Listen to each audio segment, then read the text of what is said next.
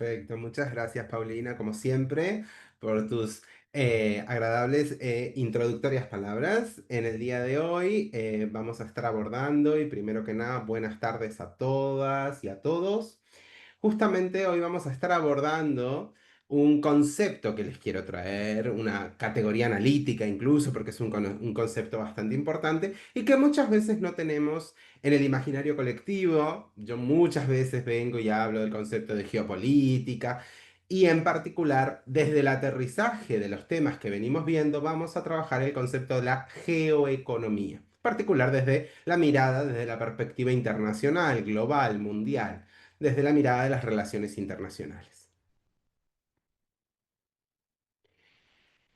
Es importante que recordemos, en primer lugar, que el abordaje que venimos haciendo dentro del marco, dentro del campo de estudio de las relaciones internacionales, particularmente vamos trabajando o venimos trabajando las relaciones internacionales económicas. ¿Qué es lo que puntualizo en este punto? Bueno, venimos trabajando diferentes elementos de las relaciones internacionales económicas, las venimos diseccionando, por decirlo de alguna manera, donde venimos abordando sus dimensiones. Ya estuvimos viendo, y les remito a las clases de todos los temas que voy a mencionar, como es el comercio internacional, los negocios internacionales, las inversiones, la economía mundial, el transporte internacional, la logística, entre otros de sus dimensiones como ámbitos de desarrollo, y asimismo también otros elementos que no son dimensiones de las relaciones internacionales económicas, sino que son factores, factores de impacto que generan, tienen cierto alcance y generan cambios en esas dimensiones y en cómo se van configurando y posicionando las distintas relaciones internacionales económicas y las dimensiones de esa economía internacional. En ese sentido, es muy importante recordar algunos, como pueden ser los casos de los recursos estratégicos. De cada uno de estos temas tenemos clases: el sector monetario, el sector financiero, cuando hablamos de las bolsas de valores, de las calificadoras de riesgo, de los mercados cambiarios, los seguros internacionales, entre tantos otros. ¿Qué es lo que quiero recapitular con todo esto y poner en cuestión? Es el tema de que este tema, este concepto de geoeconomía, no es per se algo nuevo a mucho de lo que venimos viendo, pero sí es estructurador. Y es algo muy importante cuando hacemos un abordaje, hacemos un trabajo de, especialmente cuando estamos enriqueciendo nuestro perfil profesional, ampliando nuestros conocimientos conceptuales y teóricos, justamente incorporar categorías analíticas. En ese sentido, toda esta enumeración que les traigo hace entender justamente que el concepto y la categoría analítica que trabajaremos hoy, la geoeconomía, viene a vincularse justamente e instrumentalizarse en torno a todos estos temas mencionados. La geoeconomía termina siendo un concepto omniabarcativo u omnicomprensivo de estas temáticas que les estaba mencionando. De ahí que las relaciones económicas, perdón, relaciones internacionales económicas justamente se terminan estructurando y conceptualizando en la geoeconomía.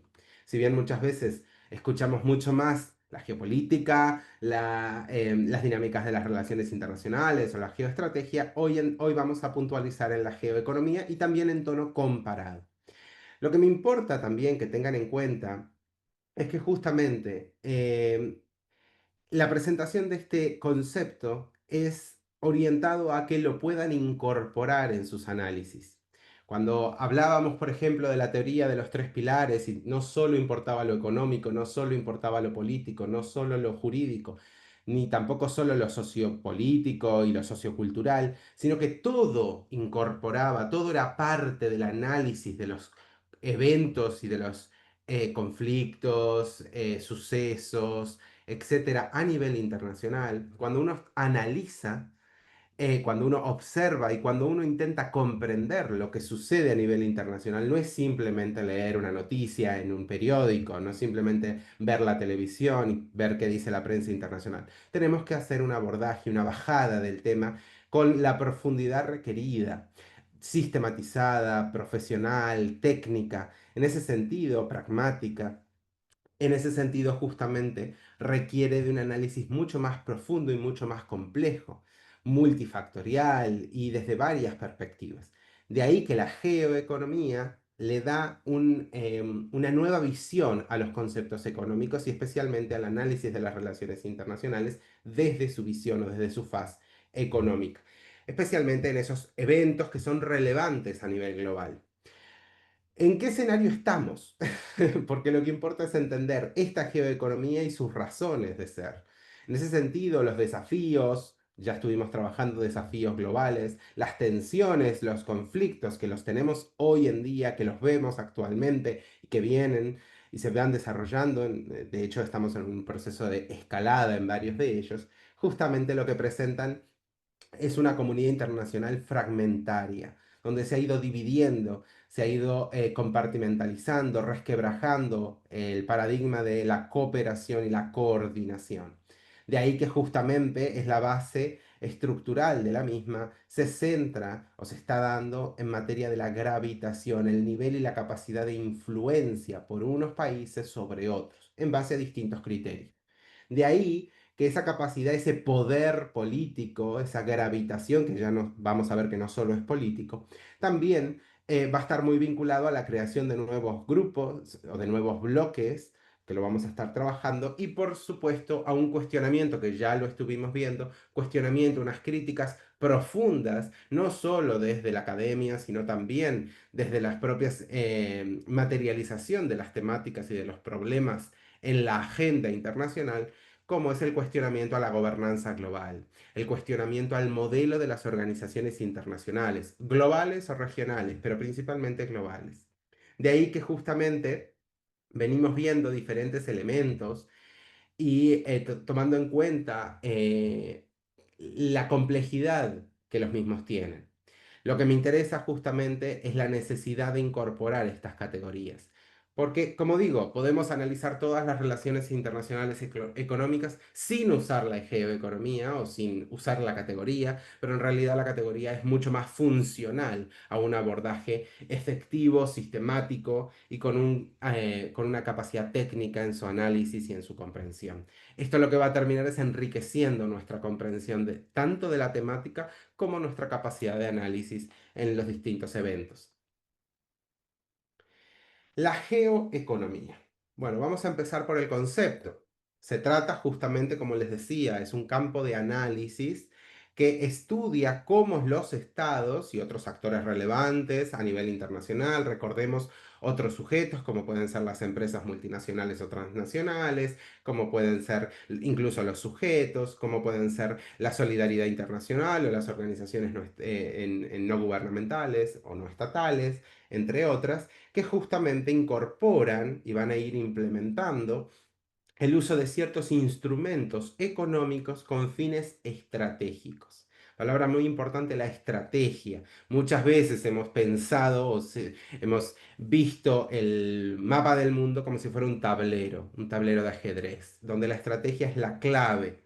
Entonces ahí, o por lo menos es la visión actual y de un muy buen tiempo a esta parte, donde se viene dando esa mecánica de leer el tablero en esos términos, o de leer el mundo en esos términos. De ahí que justamente se termina materializando esta visión estratégica. Lo hablábamos en recursos estratégicos, lo hablábamos en geoestrategia, lo hablábamos en dinámicas de alianzas estratégicas, entre otros. En este sentido, justamente una muestra de la utilización del poder económico para alcanzar los objetivos geopolíticos o también la proyección de las políticas exteriores. Recordemos, política internacional no es lo mismo que política exterior. La política exterior es nacional, es la proyección de un país en sus intereses nacionales hacia el mundo, hacia sus pares, hacia el exterior.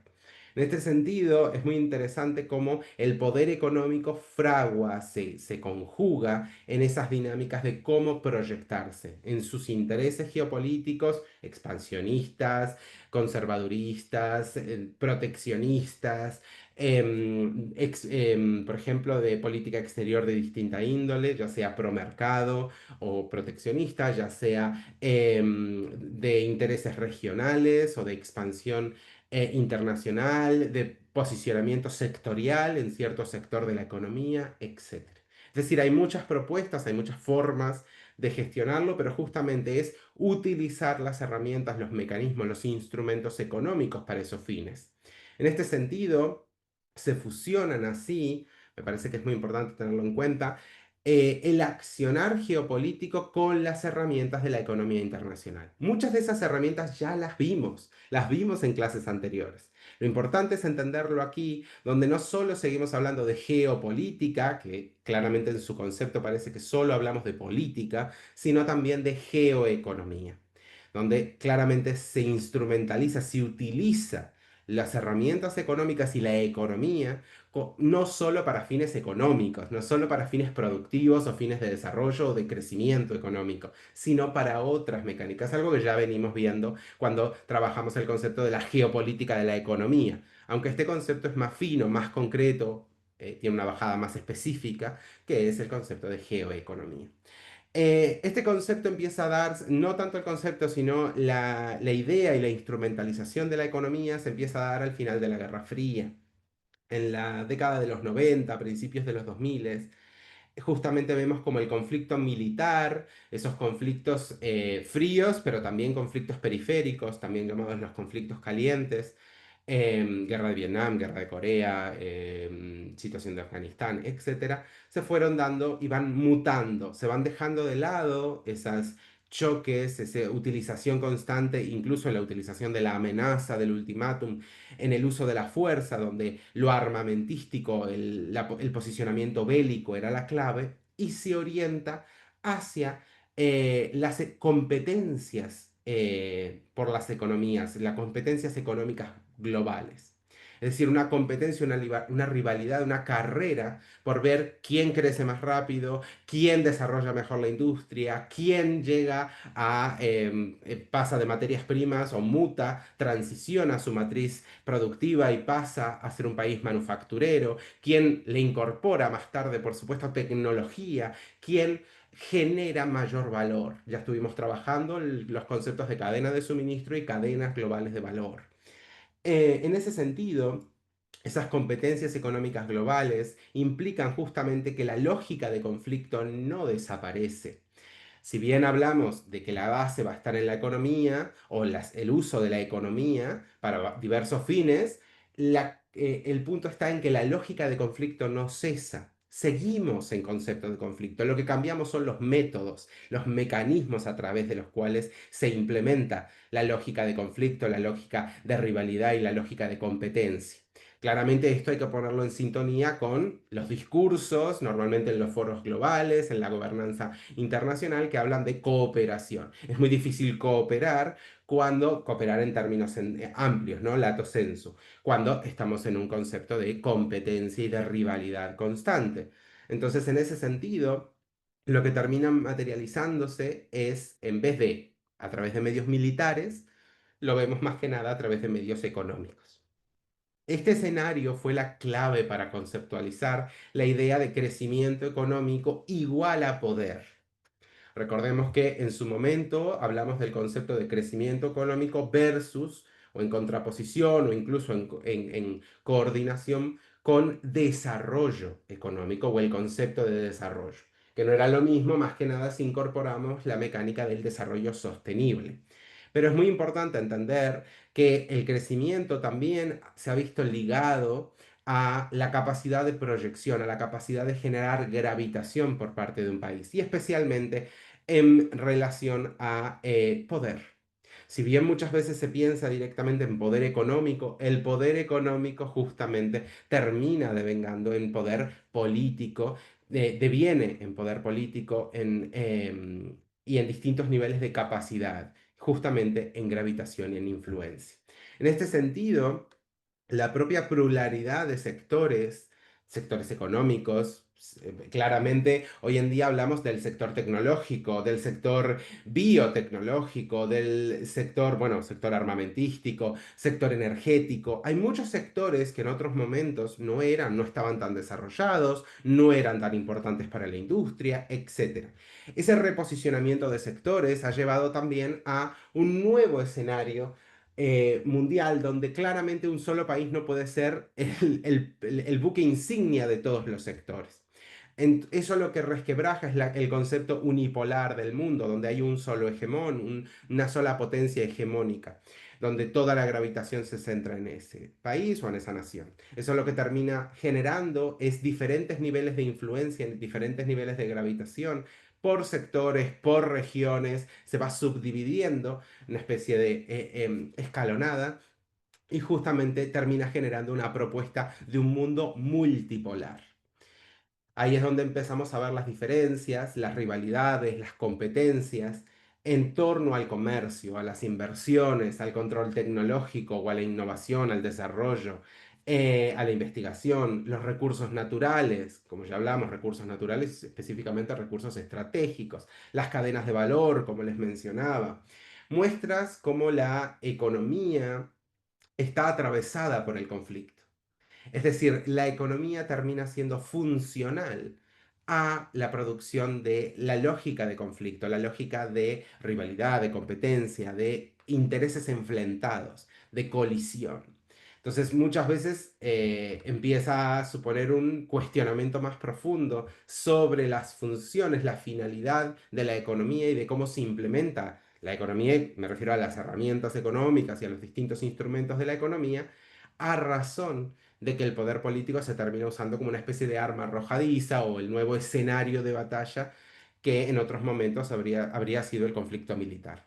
En ese sentido, es muy interesante también empezar a cuestionarnos hacia dónde hay que pensar la economía y hacia dónde hay que pensarla en relación a las relaciones internacionales, es decir, en vínculo con qué mundo queremos o qué mundo estamos generando en base a cómo se están dando las mecánicas. Es decir, los estados terminan usando el comercio, las finanzas como una arma estratégica, siendo la economía una prolongación de la economía, perdón, la economía una prolongación de la política. Cuando hablábamos de geopolítica, yo muchas veces en muchas clases lo englobé directamente en geopolítica como término paraguas, que engloba, o término campana, que engloba muchos otros, pero si vamos específico, la geoeconomía claramente instrumentaliza esas mecánicas de las herramientas económicas. En este sentido, me interesa plantearles algunas características que las ven ahí, la instrumentalización de la economía. La economía deja de ser neutral o deja de tener un planteo separado. Recuerden que lo vimos en varias clases, lo insistí, la economía no va aparte de, está imbricada, está relacionada con lo jurídico, con lo político, con lo social. Es decir, en la realidad, en la primacía de la realidad, no podemos separar. En clase a veces lo hacemos claramente para separar, bueno, y estudiar la economía, estudiar el derecho internacional, estudiar los distintos campos. Pero cuando vamos a la realidad y vemos un evento, está atravesado por todos esos campos. Entonces, en ese sentido, la economía, como digo, deja de ser natural, deja de ser productiva, incluso deja de ser tangible. Lo veíamos cuando analizábamos las cuestiones del sector financiero y la arquitectura financiera. No necesita ser ni productiva ni tangible, bajarse al producto elaborado, al concepto de lo producido, sino que justamente pasa a centrarse en ser una herramienta de poder nacional o internacional. Se utiliza, es funcional a otros fines, como el caso del conflicto. La coerción sin fuerza directa, como les decía, dejamos atrás esa visión más belicista, más militar, y pasamos justamente a ejercer presión. La economía pasa a tener los instrumentos, las herramientas para ejercer presión de un Estado sobre otro, en base justamente al poder económico. De ahí que pasan a utilizarse mucho más las sanciones económicas, los bloqueos tecnológicos, los esquemas de dependencia comercial o energética. No se usa la fuerza, lo cual iría en relación a el uso legítimo, es decir, no iría en contra de los principios rectores del derecho internacional público. Pero, por otro lado, quizás tenemos que repensar, reevaluar el carácter de esos principios. El uso de sanciones, el bloqueo de una economía, el aislamiento de un país o el boicot a un sector, supongamos en Japón, o un sector en Alemania, o un sector en Grecia. El, el sistema de competición, el sistema de afectación a través de las herramientas económicas. Es verdad que no es la invasión directa, ¿no? El uso directo de las Fuerzas Armadas y de los mecanismos bélicos, pero habría que cuestionarnos si efectivamente no suponen actos de guerra o actos de uso de fuerza. Justamente empezamos a entrar en áreas grises donde no están especialmente regulados. Luego vamos a verlo como una de las grandes críticas, la falta de regulación específica. En este sentido, es muy importante también entender la centralidad del Estado. Aquí hay matices, lo reconozco, es un tema a matizar, pero es importante entender que a priori, ¿sí? Vemos que cada vez participan más empresas y más sujetos a nivel internacional o a nivel nacional en la elaboración de las políticas económicas, monetarias, financieras. Pero es verdad que sigue quedando una especie de poder, una concentración o un principio privativo, digamos, por parte del Estado y del poder etático sobre las políticas y el control de los instrumentos estratégicos en la cuestión económica. Entonces, en este sentido, sigue siendo uno de los mecanismos directos en materia de herramientas y de expresión, no solo de la política pública, que es casi un sentido más amplio, sino de la política gubernamental. Y ahí es donde empiezan a darse esas fricciones de esas políticas exteriores que cambian en base a que cambian los gobiernos. Y justamente la volatilidad de la economía no solo habla de la volatilidad de las bolsas de valores o de los recursos, etcétera, sino también lo que nos termina trayendo es la volatilidad de los intereses y el uso de la economía para intereses que van cambiando y mutando constantemente. En este sentido, la competencia por los recursos estratégicos. Tuvimos toda una clase al respecto, pero es verdad que tengan presente el uso de cierto y la relevancia de ciertos recursos en base a los avances tecnológicos, la expansión de la industria, como es el caso del litio, el gas, el petróleo, las tierras raras. También estuvimos viendo la situación del agua potable, el cobalto, bueno, y tantos otros que tenemos toda una clase al respecto. Justamente se terminan convirtiendo en piezas centrales de este tablero estratégico. Quien no tiene litio no tiene baterías, quien no tiene baterías no puede transicionar y bajar su huella de carbono. Entonces se termina utilizando todos estos elementos. Incluso la falta de acceso, la falta de conocimiento tecnológico, se termina generando el uso, la retorsión de la economía como para fines no necesariamente económicos, claramente. La interdependencia asimétrica. En este sentido, estamos hablando de tanto el nivel de representación como una característica clave, lo hemos analizado, lo hemos hablado muchas veces como característica clave de la comunidad internacional y del panorama mundial, que es el elemento de que la globalización o los elementos, el mundo globalizado tal como se ha ido dando, justamente presenta un alto nivel de interdependencia e interconexión. Los países no están solos en el mundo. De hecho, si mañana, aunque fuera un país pequeño, supongamos un país pequeño de una región relativamente periférica, cayera o tuviera, por ejemplo, un quiebre, un riesgo país, un default, inmediatamente va a impactar sobre sus vecinos, va a impactar sobre sus principales compradores, va a impactar a los países donde compra según su nivel de impacto. Es decir, la caída de un país termina generando una especie de efecto contagio, efecto dominó, de crisis sistémicas y de crisis profundas, tanto económicas como monetarias o financieras. En ese sentido, esa unión, esa visión antigua donde lo autárquico queda relegado, ya no es posible estar aislado, plenamente aislado y desconectado del mundo, no, no hay ningún país que lo haga, ni siquiera los que son más aislacionistas igualmente tienen aliados, porque tienen que comprar, vender, porque jamás se puede producir absolutamente todo. Justamente lo que presentan es que esa interdependencia que muchas veces se planteó, se propuso y se promovió como la base de la coordinación y de la cooperación, es decir, la tendencia a hablar de un mundo global, de pensar en los principios de seguridad y de seguridad y de paz globales, justamente se termina utilizando como una herramienta. La interdependencia, especialmente económica, ya que se impacta en los mercados, termina generando un impacto generalizado y, como digo, una especie de efecto dominó, lo que termina provocando es que esa base de interdependencia es manipulada para presionar y justamente para imprimir los intereses de unos estados, especialmente los estados que son potencias, los estados más desarrollados, sobre otros. La base de la gravitación. Utilizar esa especie de conexión, esa especie de interdependencia entre unos y otros, en vez de desde una visión positiva, una visión constructiva, donde se genera un diálogo, se promueve una visión pro mundo, digamos, pro humanidad, se termina generando intereses separados, sesgados, normalmente basados en los intereses de cada país. En este sentido, se termina dando un uso estratégico de la infraestructura. La economía claramente se termina fraguando, muchas veces lo veíamos cuando vimos la clase de logística internacional, en la inversión de puertos, telecomunicaciones, capacidad logística, y termina teniendo implicancias más allá de lo económico, ya que se representa justamente en factores de presencia internacional, en el nivel de influencia, en el nivel de gravitación. Lo veíamos en las clases pasadas cuando analizábamos la situación del Ártico, o sea, la geopolítica de los polos, el Ártico y la Antártida, cómo algunos países han empezado a potenciar su presencia logística, puertos, bases militares, para marcar su presencia y su influencia sobre los polos.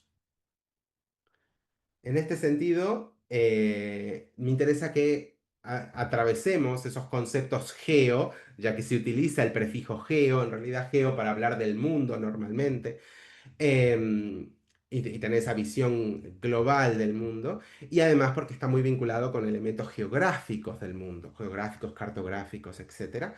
Y me interesa que los puedan comparar: geopolítica, geoestrategia, geoeconomía, ¿sí? Los que estamos viendo hoy. En este sentido, la comparación de los tres, veíamos que la geopolítica estudia cómo la geografía, el territorio, los recursos, las fronteras, ¿sí? Influye en el poder y en las relaciones internacionales. Dentro de sus herramientas clave va a estar el poder militar, la diplomacia, la ocupación territorial, el uso de las alianzas, ¿sí? Y su objetivo principal justamente se va a centrar en el control, en la influencia, la seguridad o no, dependiendo de la situación. En este sentido, la geoestrategia es operativa. Si la geopolítica es analítica, en su naturaleza, la geoestrategia es operativa, operacionaliza lo que planteamos, lo que pensamos o se piensa desde la geopolítica. En ese sentido, termina justamente implementando una aplicación práctica de la geopolítica, siendo un diseño de estrategias para lograr los objetivos de poder, los objetivos de la geopolítica. Va a haber planificación, alianzas, despliegue de tropas, etcétera, según el caso, ¿no? Esto es una visión taxativa para que puedan comparar. Y luego el objetivo principal va a ser la ejecución del poder en un territorio, en una región. Lo veíamos mucho cuando estuvimos analizando las rutas comerciales, la importancia de la geoestrategia en base a los puntos clave de las rutas y del transporte internacional, las rutas comerciales del mundo. Evidentemente, la clave, por ejemplo, de Panamá, la clave de Egipto, el estrecho de Hormuz, el canal de Suez, la potencialidad del Ártico, ahora frente a una posible ruta ártica, el posicionamiento de las distintas regiones en base a justamente ese lugar en el mundo, a su ubicación. En este sentido, la geoeconomía, como les decía, va a centrarse en el uso de instrumentos económicos, el comercio, las inversiones, la tecnología, pero no simplemente elementos económicos para crecer la economía, sino elementos económicos o instrumentos económicos orientados con fines geopolíticos. Las sanciones, el control de las rutas de comercio, la dependencia comercial, las inversiones estratégicas, justamente se va a orientar, su objetivo va a estar en ganar poder o influencia sin el uso militar directo. Incluso luego vamos a ver algunos casos donde uno piensa en economía y siempre piensa en optimización, procesos de eficiencia. Bueno, tenemos incluso casos, y lo estuvimos analizando cuando hablamos de las cadenas globales de valor, y las cadenas de suministro, donde vemos gastos mayores, es decir, pagar más donde la economía evidentemente no es más eficiente, em, pagar más por generar un producto en virtud de o en la seguridad de que ese producto se puede hacer, es decir, que las cadenas de suministros no estén comprometidas, ya sea por alianzas, por posicionamiento geoestratégico en distintos lugares del mundo. Lo veíamos en el nearshoring y en el friendshoring, en el reposicionamiento de las cadenas de valor, cuando por ejemplo Estados Unidos saca sus empresas, principales empresas, proveedores y suministros de China, por ejemplo, y los posiciona en México. Ahí justamente lo que estamos viendo es esa clase de estrategia. En este sentido, la geopolítica se va a orientar, va a tener un relacionamiento hacia analizar el análisis del poder y del Estado según su ubicación y su entorno. El territorio y el poder duro van a ser justamente sus medios, sus mecanismos, la utilización de los mismos. Un buen ejemplo es el control del mar de la China meridional, donde incluso tenemos algunos diferendos, algunos límites contestados, disputas territoriales, pero China sabe la potencialidad y la relevancia de mantener su extensión, su mar territorial, ¿sí? En la China meridional. Asimismo, además de, por supuesto, los distintos enclaves y los distintos elementos, tanto continentales como en los cantones, como podríamos decir. Desde la geoestrategia, el Estado justamente es el que termina proyectando el poder. Las alianzas, el posicionamiento, la capacidad militar, una estrategia que ya estuvimos analizando en la clase pasada, es el caso de, por ejemplo, la estrategia de la OTAN, la estrategia de la Organización del Tratado del Atlántico Norte, sobre el Ártico, donde Estados Unidos, en alianza con Noruega, por ejemplo, generaron un flanco norte de la OTAN para tratar de frenar justamente los intereses del otro bloque, podríamos decir, que era la Alianza Ártica de Rusia y China. Entonces tenemos esos posicionamientos y esa estrategia, si bien no hay un conflicto en abierto, directo, un enfrentamiento directo, evidentemente puede escalar y el posicionamiento y la estrategia ante la posibilidad de escalada. La geoeconomía, el Estado usa la economía como un instrumento de poder. La economía, el comercio, los recursos, la tecnología son los medios clave. Un ejemplo que ya estuvimos analizando, de hecho en una clase lo tenemos más desarrollado, es la guerra comercial entre Estados Unidos y China. También tenemos sanciones, también tenemos boicots, también tenemos ultimátum, bloqueos económicos, etc. Hay muchos ejemplos, pero lo que más me importa, porque si bien pueden abordar algunos autores y trabajar el término, y muchas veces lo que se considera es que la geopolítica en realidad es un concepto y la geoeconomía es un concepto superador. Es decir, primero se construyó el panorama mundial a través de la geopolítica y después un concepto ayornado, un concepto moderno, la base contemporánea sobre la que se estructura es la geoeconomía. Yo no coincido con esa visión y considero que en realidad la geopolítica, la geoestrategia y la geoeconomía son tres dimensiones complementarias del poder global. No está superada la geopolítica ni tampoco la geoestrategia, sino que están en coordinación, sistematizadas y estructuradas, generando una especie de raigambre, de estructura, ¿sí? En donde algunas expresiones se materializan desde el poder duro, lo vemos ahora con conflictos directos, Palestina e Israel, India y Pakistán, Ucrania y Rusia, el uso de geoeconomía, sanciones a Rusia, embargo del petróleo, etcétera, y también, por supuesto, la geoestrategia, como les planteaba el ejemplo de el Ártico. En ese sentido se utilizan todas, conviven las tres, no hay una superada por la siguiente, ni en términos de tiempo ni en términos de mecanismos, sino que en realidad conviven todas en una complejidad de los conflictos mucho más profunda. De ahí que me interesan que los vean como elementos o como conceptos complementarios, ¿sí? Dimensiones complementarias. En este sentido, hablando de la geoeconomía, me parece muy importante que la tengan presente, como les decía. Salimos de la Guerra Fría, evidentemente en un panorama bipolar del mundo, y hoy en día hablábamos, en base a la gravitación, en base a la pluralidad de sectores, de de la multipolaridad, como un concepto, como una base que sirve para definir el panorama mundial. En este sentido, la propuesta actual de la economía internacional se orienta hacia la existencia de varios centros de poder, los cuales compiten y también cooperan, según el caso, por influencia o gravitación. Cuando digo cooperan, no implica que cooperan todos con todos, ojalá, pero no, en realidad terminan cooperando en bloques, por alianzas estratégicas.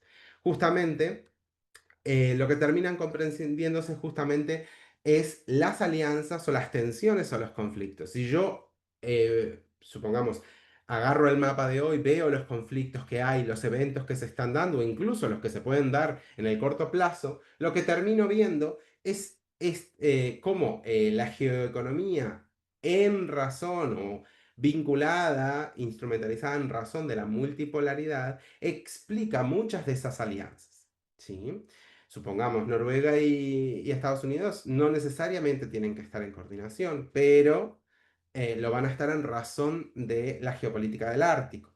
Lo mismo la Unión Europea y Estados Unidos, lo mismo la Unión Europea e India, lo mismo, supongamos, Sudáfrica y Brasil. Es decir, hay distintas alianzas que se van materializando justamente a razón de supongamos, el bloque contrario o la potencialidad, el nivel de poder concentrado en la competencia, en el rival, si bien no debería ser así el concepto, es como se termina materializando, y también las tensiones, los choques, ya sea territoriales, ya sea de cualquier otra índole, que llevan a conflictos o a tensiones, también se pueden explicar desde este punto.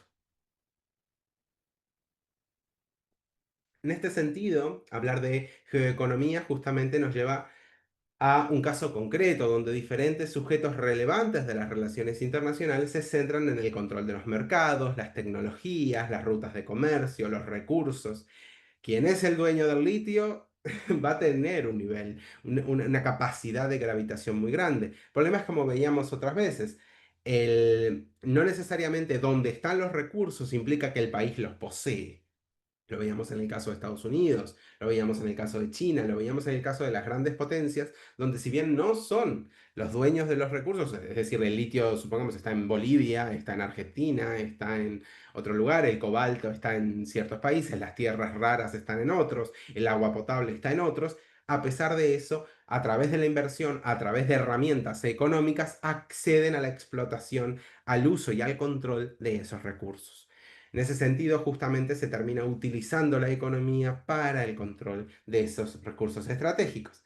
Justamente termina siendo un arma de presión ventajosa frente a la solución del uso militar. Es decir, evidentemente, y ahora con la situación, la escalada o el enfrentamiento que hubo, y que se mantiene porque hay un armisticio, pero no significa que esté superado, ni que sea paz, como es el caso de Irán e Israel.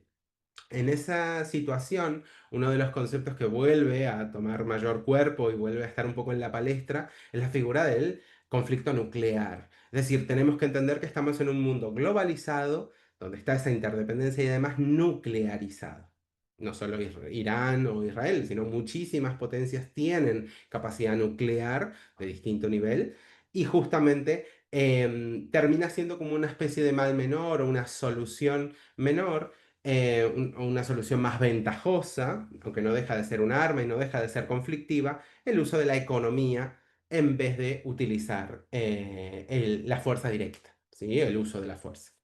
Entonces, en ese sentido, estamos cambiando un escenario por otro, pero ninguno de los dos es ni mucho menos perfecto, ni mucho menos constructivo o que plantea elementos progresivos de desarrollo. Justamente estos mecanismos se orientarán hacia el uso de sanciones, de bloqueos, proteccionismo selectivo, boicot, entre tantos otros. Muchos de ellos ya los venimos viendo. Y terminará justamente afectado así el poder económico de cierta nación, reduciendo su acceso a los mercados globales, a su capacidad en la extensión, en el impacto de su crecimiento, en sus capacidades, en su mercado, en su nivel productivo, en su acceso a la tecnología. Es decir, justamente la economía se termina presentando como el principal campo de batalla, tanto en términos de crecimiento como en la generación de poder internacional. Ya no solo es verlo en términos de dinero, en términos de números, como muchas veces pensamos, o en términos incluso contables, sino muy por el contrario, es más política que economía. Termina siendo justamente la geoeconomía, la utilización de la economía como una herramienta, una instrumentalización. De ahí que algunos autores hablan de que la geoeconomía se podría entender como el lenguaje estratégico de esta nueva etapa global. Es decir, la multilateralidad actúa justamente y es funcional en lo contemporáneo a cómo se conjugan los elementos de la multipolaridad, tanto a nivel global como con la presencia de potencias regionales. Si antes les decía que la visión globalizadora, universalista del mundo está resquebrajada y vemos cuestionamientos a la gobernanza global, justamente lo que se ha empezado a dar es la presencia y la proliferación de potencias regionales. En ese sentido vemos los casos de China, de India, de Rusia, de Brasil, de Sudáfrica y por supuesto incluso las alianzas estratégicas de estas potencias, como es el caso de los BRICS, demostrando justamente que la unipolaridad o incluso la bipolaridad, que a veces se intenta leer el mundo en bipolar, lo que termina siendo es una lectura no viable. El mundo no puede ser leído ni desde la unipolaridad ni desde la bipolaridad. Son conceptos relativamente superados y que han ido quedando, han dejado de ser prácticos para entender la realidad que vivimos. De ahí que comprender los eventos internacionales y especialmente la configuración actual de las relaciones internacionales tiene que verse atravesado por las dinámicas de la geoeconomía y de la geopolítica y por supuesto las políticas exteriores de los distintos países. No sé si tenemos alguna pregunta, algún comentario. No se olviden que pueden utilizar el chat o si tienen alguna pregunta también pueden levantar la mano.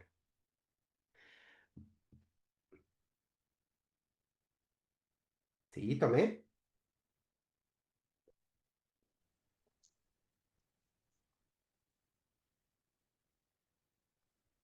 tomé.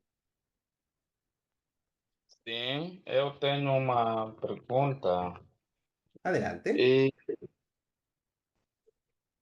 a minha pergunta está relacionada com o Ujú, conteúdo de hoje, porque o conteúdo de hoje é muito relevante. ujú, É muito relevante, mas tenho que saber ujú, como, como as grandes potências usam a economia como armas geopolíticas. ujú. Bueno, Segunda justamente la pergunta. geoeconomía. Exacto. Por que os países em desenvolvimento são os mais vulneráveis às guerras geopolíticas, geoeconômicas Eh, nesse sentido? Perfecto. E Bueno, a, justamente. ulti- Ajá. a última é qual é o futuro Oh. da geoeconomia diante de Difícil, la tanto última es difícil. Tal é, cual. Bueno, gracias, Tomé. La vulnerabilidad evidentemente habla del nivel de acceso a la economía mundial, a la economía internacional. Si hablamos de países en vías de desarrollo, significa que su matriz productiva no está tan desarrollada. Muchas veces se terminan basando en el sector primario, en en la producción o en la venta de materias primas en lugar de productos manufacturados. Supongamos, el cuero, yo siempre pongo el ejemplo del cuero, pero supongamos de la industria ganadera, una vaca se le saca el cuero. Ese cuero lo compra Alemania. ¿Sí? Alemania lo utiliza ¿cómo es? Como material en la elaboración de un Mercedes para la parte interior del Mercedes, todo en cuero.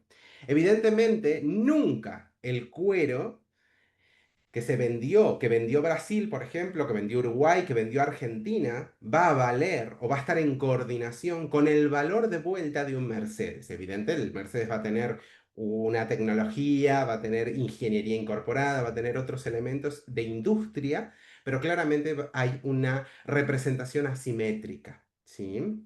Ese tipo de esquemas de participación asimétrica en los distintos sectores, sobre todo sectores claves, sectores estratégicos, tecnología, biotecnología, armamentística, defensa, sector energético. Todos esos sectores claramente están atravesados por mecánicas de los países desarrollados frente a los subdesarrollados o en vías de desarrollo o, como tú dices, desenvolvimiento. En ese sentido, esa brecha que se da entre los países es lo que termina representando los niveles de dependencia. Ahí están los análisis de ruptura entre el norte desarrollado y los sures globales. ¿Sí? Y evidentemente el uso de la economía, porque para poder desarrollarse se necesita dinero, se necesita crecimiento económico, termina siendo un factor clave en frenar el desarrollo. En vez de potenciarlo, frenarlo. Porque en realidad el norte lo que termina utilizando es las potencialidades del sur para justamente acrecentar su nivel de gravitación o de capacidad. ¿Sí? Muy bien. Muchas gracias, Tomé. Justamente representa ese esquema de las rupturas regionales y los quiebres, en este caso la brecha norte-sur, en materia de geopolítica, geoestrategia y geoeconomía. La geoeconomía ha sido muy visual para la teoría de la dependencia, la necesidad de la dependencia del sur, especialmente como regiones satelitales de la gravitación de países potencia en el norte. Muy bien, vamos a continuar con el concepto de las tendencias geoeconómicas. ¿Hacia dónde va la geoeconomía? ¿Cuáles son sus tendencias? ¿Cuáles son su potencialidad? La fragmentación de la globalización, se los decía antes, vemos amplios cuestionamientos de la globalización, de una visión universalista del mundo, donde vemos resquebrajamientos, vemos cuestionamientos, la gobernanza global, Naciones Unidas, OMC, Fondo Monetario Internacional, etcétera, están en claro cuestionamiento al modelo de las organizaciones internacionales. Esto lo que lleva es que a la transición de la hiperglobalización, donde se quería alcanzar un nivel totalmente global, plenamente global, se ha ido desglobalizando parcialmente en una última etapa, justamente lo que hemos y se ha llevado hacia dónde, hacia una regionalización. Vemos un aumento, una potenciación de los bloques regionales. Lo vemos en América del Sur, lo vemos en África, lo vemos en el sudeste asiático, incluso en regiones de Eurasia, por ejemplo, o en Europa Oriental. Se van dando justamente esos esquemas. El crecimiento de los bloques regionales y mayores tensiones, porque eso lleva claramente a un cuestionamiento de la contracara, de la visión globalizadora del mundo. Creo que hay un micrófono abierto, Paulina, por favor. Em, Armas económicas es otra tendencia. Justamente hablábamos del uso de la economía como herramienta para imprimir el poder económico y por extensión el poder político. El uso creciente de sanciones, lo vemos cada vez más. El uso de sanciones, la instrumentalización de la política exterior en base a tendencias a herramientas económicas. El control de las exportaciones, el control de la tecnología sensible. Si aumentamos lo veíamos cuando trabajamos la propiedad intelectual. Si controlo y cierro más, protejo más las patentes, termina afectando el acceso. Termina debilitando o generando un atraso por parte de varios países que no pueden desarrollarse en virtud de no poder acceder a la tecnología.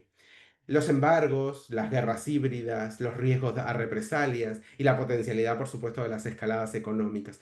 La economía termina siendo un arma arrojadiza muy peligrosa, es como el fuego, porque afectar a la economía, si bien hoy puedo estimar que si afecto a la economía en este sentido, afecto a un país, el día de mañana no sé hasta dónde puede llegar. Cuando digo no sé, me refiero a las potencias, hasta dónde puede llevar una escalada en crisis económica, en inflación, en impacto sobre la economía, tanto internacional como por supuesto las economías nacionales.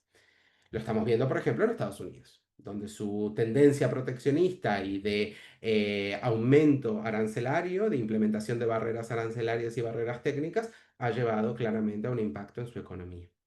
La carrera tecnológica como base del poder económico. La competencia por el liderazgo de los sectores tecnológicos, por ejemplo, los chips o los semiconductores, lo vimos cuando hablamos de Taiwán, la inteligencia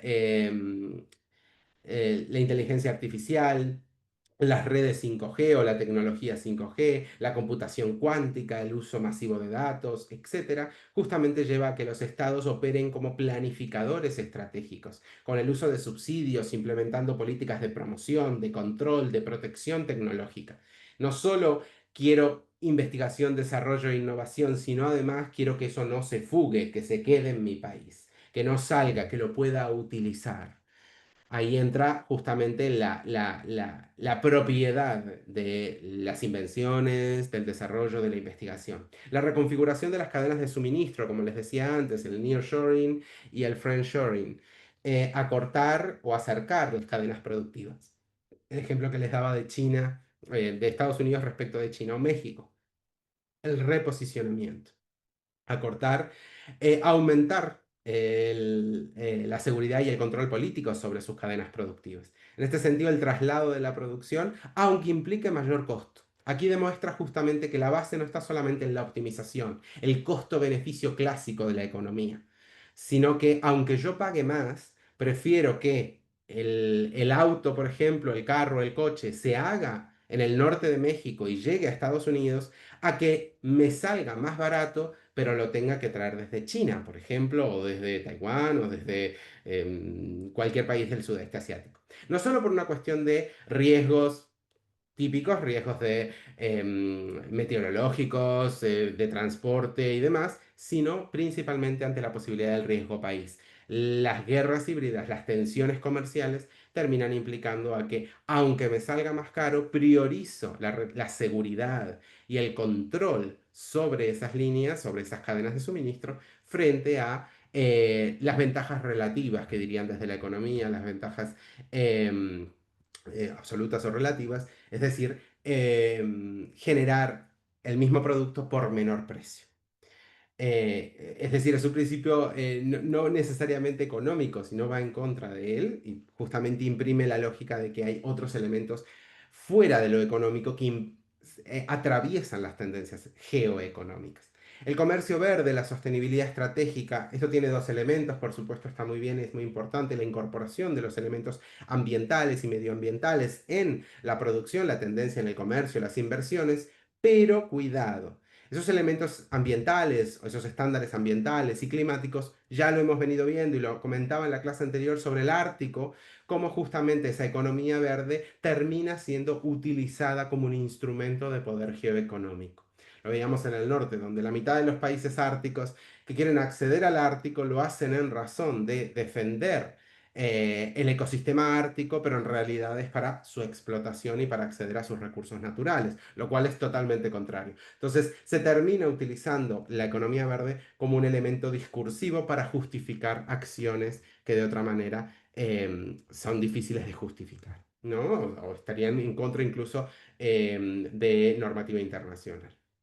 Las finanzas, la moneda, el sector financiero, el sector monetario, la arquitectura del sistema financiero, el uso de las calificadoras de riesgo, el uso de las bolsas de valores, tenemos una clase sobre el tema, como un mecanismo de presión, así también como el uso de contramedidas para la concentración, es decir, la tensión, la aprensión, lo que termina generando es contramedidas, marchas y contramarchas. Ese control financiero y económico como factores de impacto en las economías ha venido llevando a otras tendencias. Estos mismos bloques que les decía antes en la regionalización han presentado esquemas de desdolarización, abandonar el dólar como divisa internacional en sus compras con otros países, la creación alternativa de monetaria, incluso dentro de sectores como puede ser la Unión Europea, como puede ser los BRICS y otros países que justamente tenemos ese esquema. Incluso la otra contramedida, por ejemplo, que la administración de Donald Trump incorpore mayores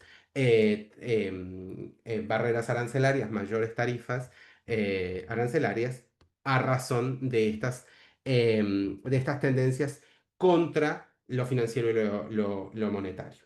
Es decir, es una escalada económica, pero que justamente termina impactando en las dinámicas y, por supuesto, en las tensiones y en los conflictos entre los distintos países y las regiones. En este sentido, por último, la tendencia de las commodities críticas y de los recursos estratégicos. Hablamos de los chips, hablamos de los microchips, de los semiconductores, hablamos del agua dulce, del gas natural, de las tierras raras, del litio, varios de lo que ya hemos venido hablando. Es decir, viene aparejado con una tendencia hacia el nacionalismo de los recursos, al proteccionismo en muchos casos, que si bien se puede justificar de vuelta por el discurso de la economía verde, muchas veces termina suponiendo en realidad esquemas oligárquicos, explotación específica o mecanismos diferenciados que no están basados en elementos económicos, sino en elementos políticos. Es decir, se busca mayor regulación y control sobre ciertas inversiones extranjeras, aunque luego tenemos desregulación en inversiones,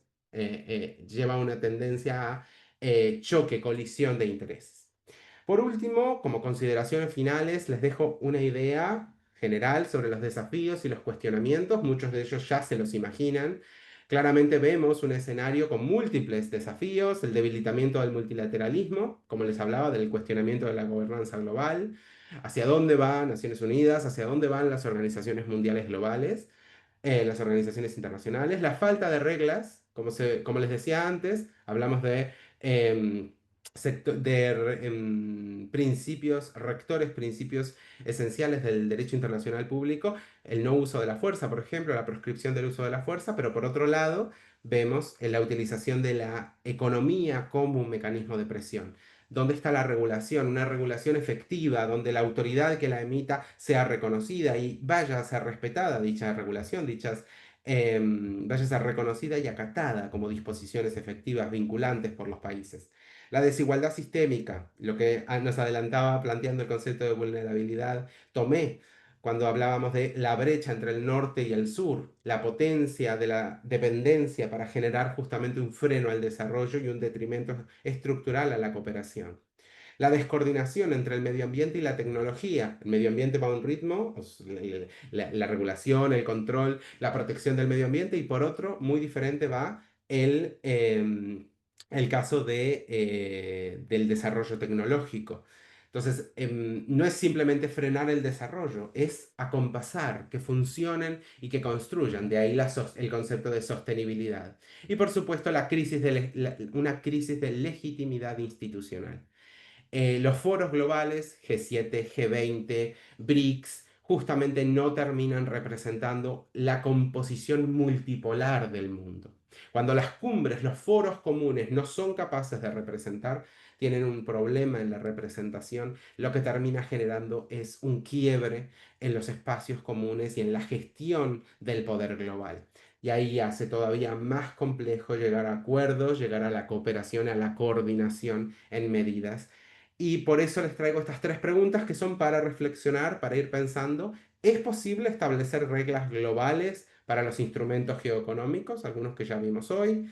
¿Puede existir una geoeconomía cooperativa? A veces es más fácil construir desde los conceptos que ya tenemos a inventar solamente nuevos conceptos y tratar de instaurarlos. Es decir, podemos revisionar la geoeconomía para que sea cooperativa, sea funcional para promover un mundo mejor o unas relaciones internacionales más constructivas.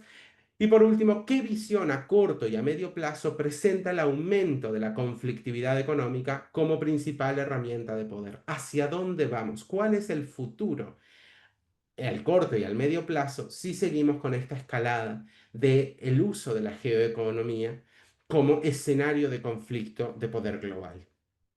Se las dejo para que reflexionen, para que piensen. Es un tema enorme, como se podrán dar cuenta, pero no es menor que está totalmente estructurado con todas las clases anteriores, o con muchas de ellas, en relación justamente de que este concepto de geoeconomía estructura mucho de las dimensiones y de los factores de las relaciones internacionales económicas. En este sentido, por supuesto, para quien quiera profundizar como bibliografía complementaria, les dejo aquí para que puedan ampliar. Son temas muy grandes, así que quien tenga interés, por supuesto, puede profundizar. Y como siempre, muchas gracias por su atención. Si hay alguna consulta, alguna duda, algún comentario, adelante. Paulina. Muchas gracias, Gonzalo. ¿Alguien tiene alguna pregunta o alguna aportación? Hace ratito, bueno, hace un momento vi que Javier había alzado la manita. No sé si tienes alguna pregunta o alguna aportación, También Javier. yo, Paulina, si me das la palabra cuando se pueda. Sí, terminamos con Javier. Javier, no sé si vayas a participar. Sí. Nada, ahorita que abra su micrófono, Javier, y después de él, vamos contigo, ¿vale, José? Ok, Vale.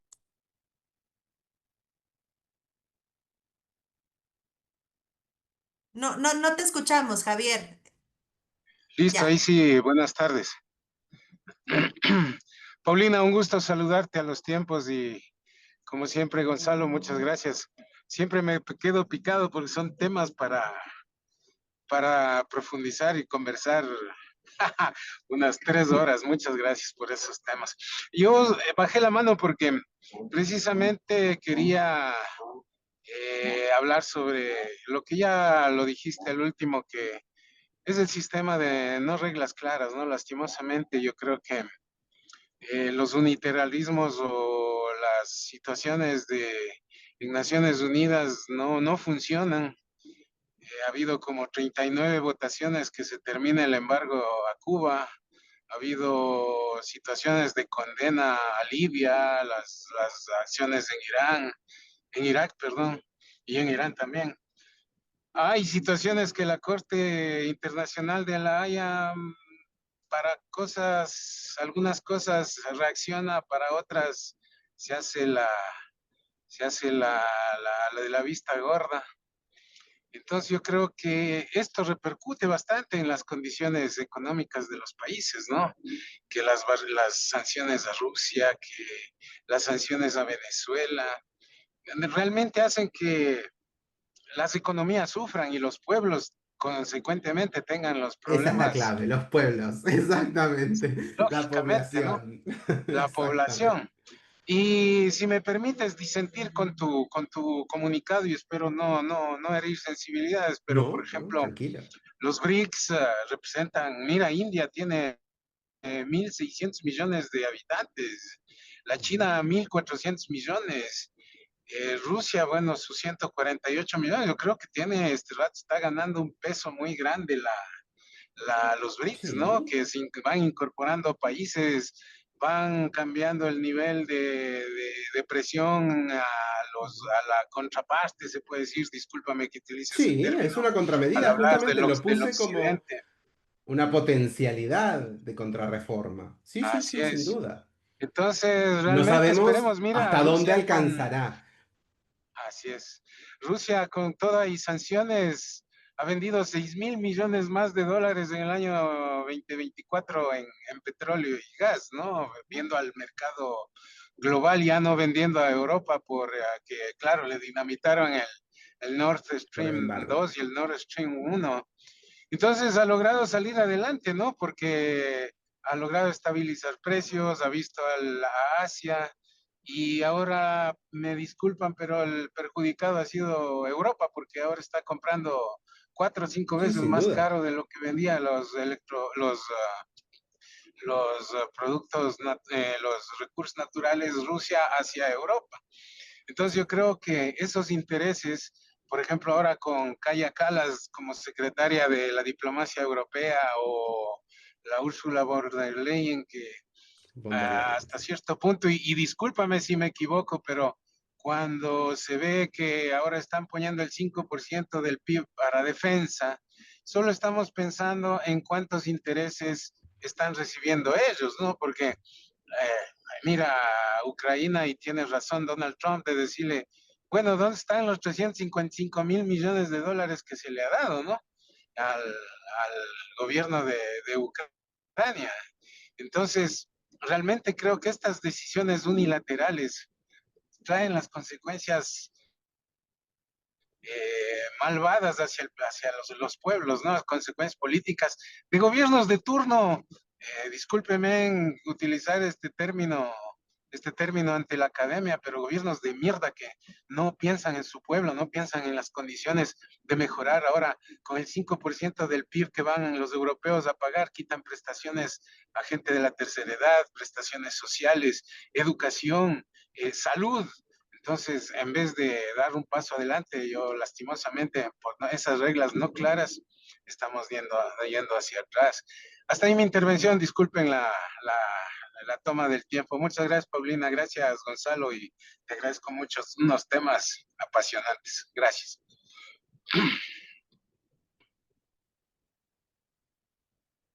No te escuchamos, Gonzalo. Perdón, gracias, Paulina.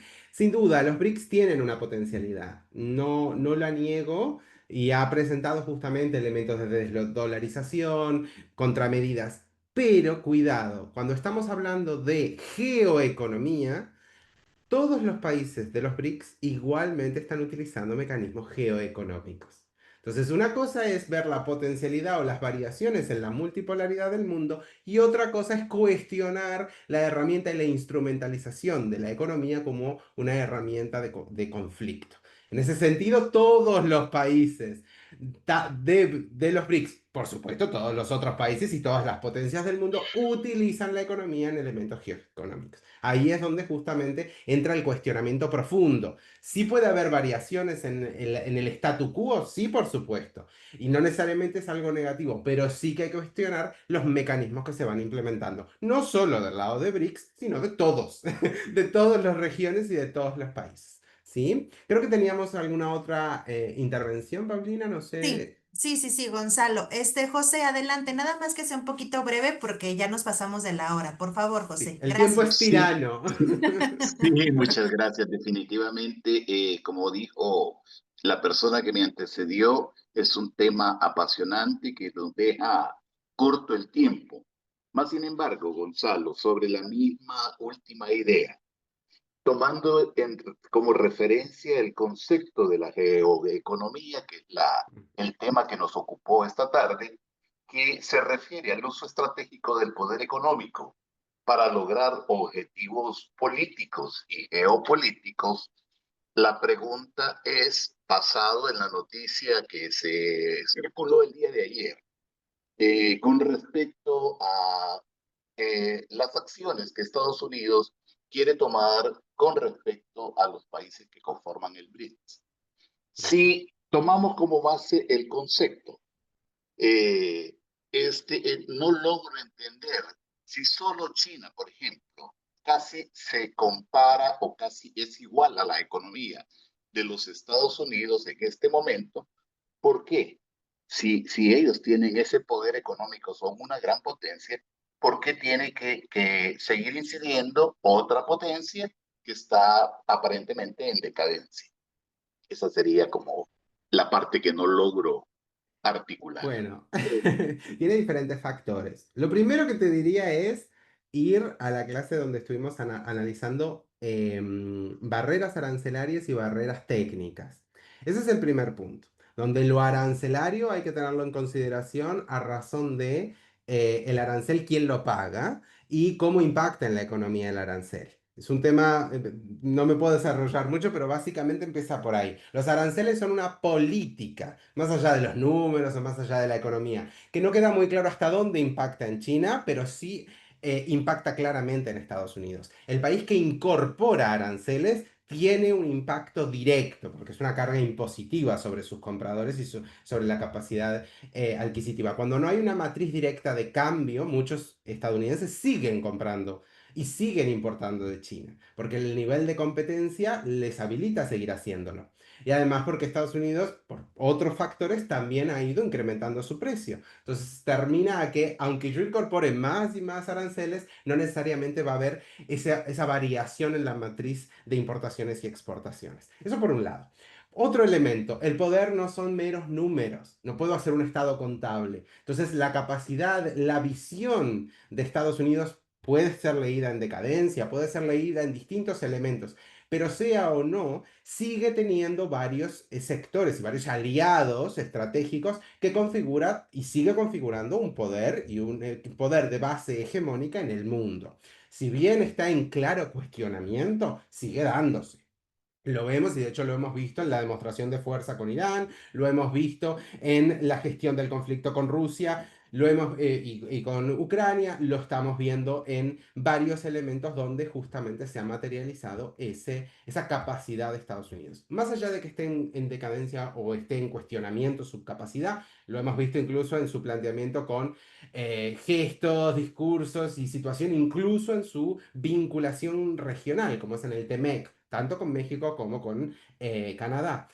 Eso lleva a dos políticas exteriores muy diferentes. China no tiene una política de conflicto y no la ha tenido desde hace muchísimos años. Entonces su planteo no va a ser de ataque frontal, a pesar de ser uno de los principales inversores de Estados Unidos o de los principales tenedores de deuda estadounidense, a pesar de tener enorme capacidad política y enorme capacidad manufacturera, por algo es la fábrica del mundo, etc.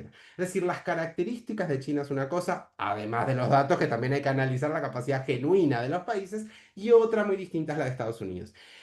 No nos olvidemos, estuvimos muchísimos años de Guerra Fría y hoy en día cuando analizamos la Guerra Fría era clarísimo que Estados Unidos estaba por encima de la Unión Soviética en muchas capacidades, en muchas carreras que se hicieron.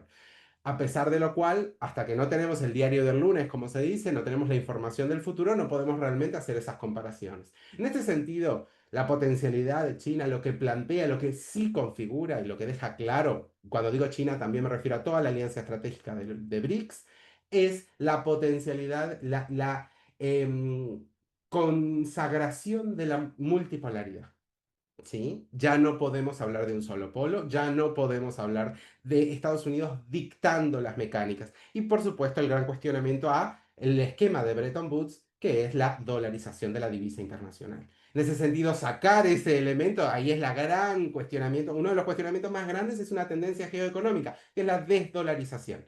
Eso reconfigura el panorama mundial. No sé si iremos hacia una bolsa de monedas con yuan, yen, yuan, renminbi, dólar canadiense, dólar australiano. No sé hacia dónde iremos, porque hay muchas opciones, euro, etcétera. O si reposicionaremos más la regionalización hacia mercados en vez de globales, regionales. La potencialización del mercado regional como mercado interno. Algo que ya desde hace mucho tiempo venimos hablando y viendo en la Unión Europea. No me quiero alargar mucho más, perdón Paulina, pero era una pregunta con mucho contenido. En ese sentido, hay mucho para plantear, pero claramente el análisis de las acciones por parte, como política exterior, por parte de China y de Estados Unidos es muy diferente. Entonces, no es simplemente una suma cero de es más poderoso, es menos poderoso, sino que justamente es multifactorial el análisis.